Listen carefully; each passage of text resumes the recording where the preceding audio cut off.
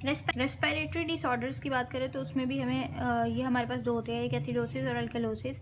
इसमें मेनली क्या होता है कि कार्बन डाइऑक्साइड गैस के लेवल्स जो होते हैं वो अल्टर हो रहे होते हैं। एसिडोसिस में क्या होता है कि इंक्रीज़ हो जाते हैं, और अल्कलोसिस में कार्बन डाइऑक्साइड गैस की कंसनट्रेशन जो है वो ब्लड में डिक्रीज़ हो जाती है। अच्छा, एसिडोसिस में ब्लड पीएच बिलो 7.35 और कार्बन डाइऑक्साइड गैस के लेवल्स अबव 45। नॉर्मल जो होते हैं वो इसकी होती है 35 से 45 मिलीमीटर मरकरी लेवल्स होते हैं कार्बन डाइऑक्साइड गैस के। अगर 45 से ज़्यादा होंगे तो एसिडोसिस, 35 से कम होंगे तो एल्कलोसिस। अच्छा, अब एसिडोसिस क्यों हो रही है, मतलब कि कार्बन डाइऑक्साइड गैस जो है वो लंग्स में, क्योंकि फिर लंग्स में होगी तभी ऑस्मोसिस के थ्रू जो है ब्लड में आएगी कार्बन डाइऑक्साइड गैस, और उसके लेवल्स इंक्रीज़ या डिक्रीज़ होंगे। तो क्या हो रहा है कि लंग्स में या तो ऑब्स्ट्रक्शन हो गई है, या कोई ऐसी एबनॉर्मेलिटी या इन्फेक्शन वगैरह हो गए हैं, लंग्स का मसला है या हार्ट का मसला है।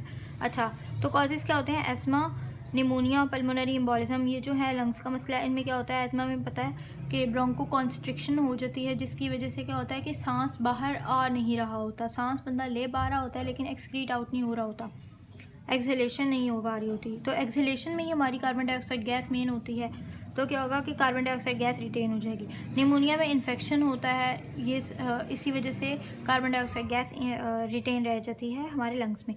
और पल्मोनरी एम्बोलिज्म क्या हो रहा है कि अब ज़ाहिरी बात है, एम्बोलिज्म में भी इसी तरह का होता है कि कार्बन डाइऑक्साइड गैस जो होती है वो एक्सक्रीट नहीं हो पा रही होती, जिसकी वजह से उसके लेवल्स जो हैं ब्लड में राइज हो जाते हैं।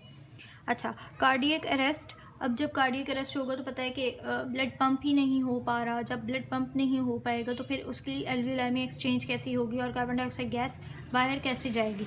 इस वजह से कार्बन डाइऑक्साइड गैस के लेवल्स बॉडी में, ब्लड में इंक्रीज़ हो गए।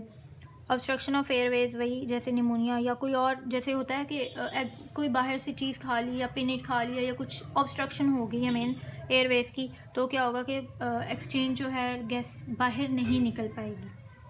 जो हमारी गैसेस हैं, गैस एक्सचेंज होता है वो नहीं हो पाएगा नॉर्मल।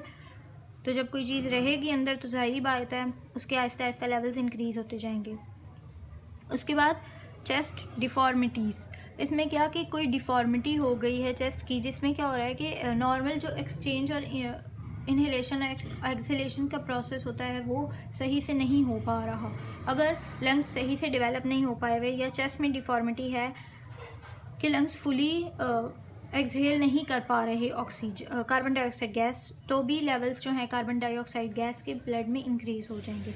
उसके बाद स्ट्रोक या ओपियोइड की ओवरडोज, ये क्या करती है कि रेस्पिरेटरी जो सेंटर होता है मेड्यूला में उसको डिप्रेस कर देती है, जिसकी वजह से क्या होता है कि जो रेस्पिरेटरी रेट कंट्रोल कर रहा होता है सेंटर, वो देख नहीं पाता और उसको कंट्रोल नहीं कर पाता, जिसकी वजह से कोई भी मसला होगा तो वो नॉर्मल लेवल्स पे नहीं आ पाएगा। अच्छा, मैस्थीनिया ग्रेविस, इसमें क्या होता है कि जो है हमारे मसल्स की, ये बेसिकली है कि ऐसी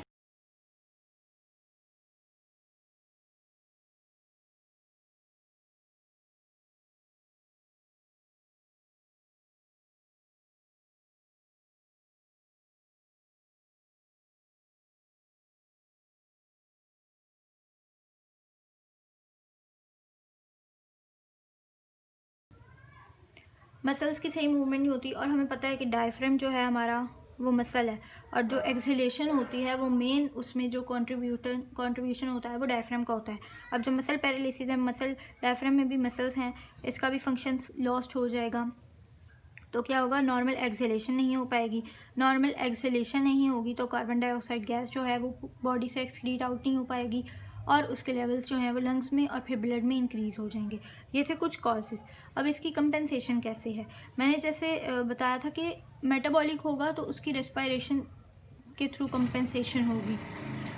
और अब चूँकि ये रेस्पिरेटरी डिसऑर्डर है तो इसमें जो है मेन होता है जो हमारा फाइनल, वो होता है किडनीज़ के थ्रू। बाइकार्बोनेट आयन के लेवल्स या हाइड्रोजन के लेवल्स ऑल्टर होंगे जो कि पीएच को मेंटेन करेंगे। उल्टा है, मेटाबॉलिक में रेस्पिरेटरी कंपेंसेशन होगी और रेस्पिरेटरी डिसऑर्डर में मेटाबॉलिक कंपेंसेशन होगी। अच्छा, अब जैसे ही क्योंकि ये रेस्पिरेशन है तो पहले ज़ाहिरी बात है कि जैसे ही कार्बन डाइऑक्साइड गैस के लेवल्स इंक्रीज़ होंगे तो रेस्पिरेटरी सेंटर पे जो मेड्यूला में होता है उसको सिग्नल जाएगा, तो वो क्या करेगा कि इंक्रीज़ कर देगा रेस्पिरेटरी रेट और डेप्थ ऑफ ब्रीदिंग, जिसकी वजह से क्या होगा कि कार्बन डाइऑक्साइड गैस के increase out of the body, excretion इसकी ज़्यादा हो जाएगी, जिसकी वजह से ब्लड में उसके लेवल्स कम होंगे और पीएच जो है टुवर्ड्स नॉर्मल आ जाएगा। अगर ये नहीं हो पाता तो फिर क्या होगा कि जो कार्बन डाइऑक्साइड गैस है वो जो है अब ब्लड में ज़्यादा है तो वो जाएगी आरबीसीज़ के अंदर। जब वो आरबीसीज़ के अंदर जाएगी तो क्या होगा कि आरबीसीज़ में जो है वाटर भी होता है, तो ये दोनों कंबाइन होंगे, कार्बोनिक एसिड बनाएंगे जो कि डिसोसिएट होगा हाइड्रोजन में और बाइकार्बोनेट में। बाइकार्बोनेट आयन, क्योंकि इसमें कार्बन डाइऑक्साइड गैस ज़्यादा हो रही है तो HCO3- को भी तो मेंटेन करना है ना रेशो, जैसे मैंने लास्ट वीडियो में था, लास्ट पार्ट में। तो जब इसके लेवल्स ज़्यादा हो रहे हैं हुए हुए ब्लड में तो बाइकार्बोनेट आयन के लेवल्स ज़्यादा होंगे ताकि ये नॉर्मल जो रेशो है वो मेंटेन अचीव हो सके। तो जो कार्बोनिक एसिड है वो ब्रेक डाउन होगा हाइड्रोजन आयन में और इसमें बाइकार्बोनेट में। बाइकार्बोनेट क्या करेगा, बैलेंस कर देगा पीएच को, इस वाले रेशो को जो मेन था, और जो हाइड्रोजन था वो बाइंड हो जाएगी प्रोटीन से। हाइड्रोजन आयन मतलब थोड़ा कम हो जाएगा, जब प्रोटीन बाउंड होता है तो वो पीएच में कंट्रीब्यूट नहीं कर पाता। तो क्या होगा कि एक ये भी होगा कि हमारा जो हाइड्रोजन आयन है वो कम होगा, तो फिर कार्बोनिक एसिड बनेगा और जो डिसोसिएट होगा यहाँ से ये ब्लड को पीएच को मेंटेन करते जाएगा, और ये जो है प्रोटीन से बाउंड हो जाएगा तो ये पीएच में कंट्रीब्यूट ही नहीं कर सकेगा। अगर ये ना बाउंड होता तो क्या होता कि ये हाइड्रोजन एसिड और बेस दोनों के बैलेंस मतलब क्वांटिटी और जो है कंसनट्रेशन सेम रहती तो पीएच में कोई चेंज ही ना आता। अच्छा, अब क्या होता है कि प्रोटीन जो होती है हमारी ब्लड में आरबीसीज़ में वो भी बहुत ज़्यादा तो नहीं होती, उनकी भी एक लिमिट होती है, जिसकी वजह से क्या होता है कि थोड़ा सा ही हाइड्रोजन आयन बाइंड हो पाता है प्रोटीन से। तो ये भी जो है हमारा आरबीसीज़ वाला, ये भी कोई फुली कंपेंसेशन जो होता है एक नॉर्मल लेवल अचीव करना वो नहीं हो पाता। कुछ हद तक पीएच थोड़ी स्टेबल होती है, लेकिन जो है हम कह सकेंगे फाइन ये जो काम हो रहा होता है ये आरबीसीज़ में होता है और ये एक्यूट चेंज होता है, एक्यूट कंपेंसेशन होती है। तो जब भी एक्यूट होगा कि कोई भी केस हो, जैसे फॉर एग्जांपल कि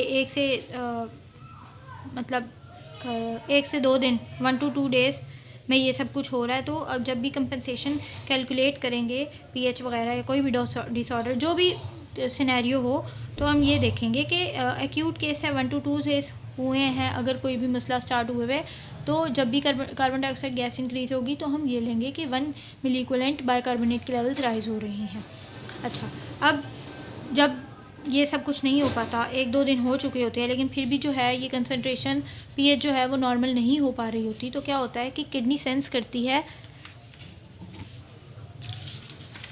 कि पीएच जो है वो राइज़ हो रही है, जिसकी वजह से क्या होता है कि किडनी से सेंस किया पीएच जो कि राइज है, मतलब एसिडोसिस है रेस्पिरेटरी, तो क्या होगा कि जो है ये हमारे पीसीटी में बाइकार्बोनेट आयन की रीअब्जॉर्प्शन ज़्यादा होने लग जाएगी। तो क्या होगा कि वही ratio, carbon dioxide gas increase थी तो बाइकार्बोनेट आयन के लेवल्स भी इंक्रीज़ होंगे, जिससे रेशो जो है वो नॉर्मल हो जाएगा, जो पीएच है वो हमारी अचीव हो जाएगी नॉर्मल। अच्छा, ये कैलकुलेट कैसे करते हैं, तो ये फार्मूला होता है कि ये रेशो कि अगर 10 millimetre mercury carbon dioxide gas concentration rise होगी आफ्टर 3 to 4 डेज़, तो क्या होगा कि 4 मिली इक्वलेंट बाइकार्बोनेट आयन की कंसनट्रेशन इंक्रीज़ होगी, तो क्या होगा कि पीएच जल्दी अचीव हो जाएगी नॉर्मल। अच्छा, ये एक्यूट और क्रॉनिक का बिल्कुल माइंड में रखना है कि 1 to 2 डेज़ जो है वो एक्यूट है और 3 to 4 डेज़ जो है वो क्रॉनिक में होता है।